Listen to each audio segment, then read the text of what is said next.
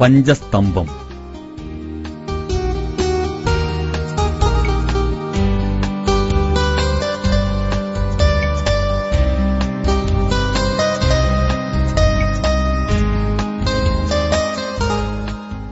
ഇസ്ലാം 5 തൂണുകളിന്മേൽ നിർമ്മിതമായിരിക്കുന്നു.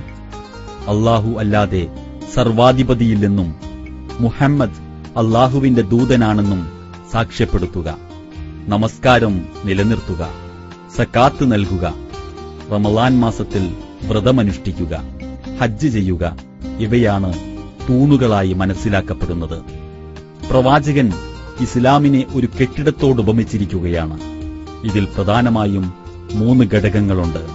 1 ഭദ്രമായ അടിത്തറ, 2 5 തൂണുകൾ, 3 വിവിധ നിലകൾ. ഭദ്രമായ അടിത്തറ ഈമാൻ അഥവാ വിശ്വാസമാണ്. വിശ്വാസം ദൃഢതരമാവുമ്പോൾ അതിൽ തൂണുകൾ സ്ഥാപിതമാകുന്നു.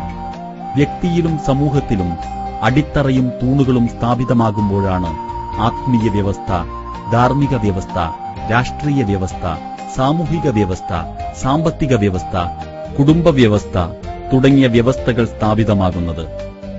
ഈ സമ്പൂർണ്ണ വ്യവസ്ഥകൾ ഉൾക്കൊണ്ട് ജീവിക്കുന്നവരെയാണ് മുസ്ലിങ്ങൾ എന്ന് പറയുന്നത്.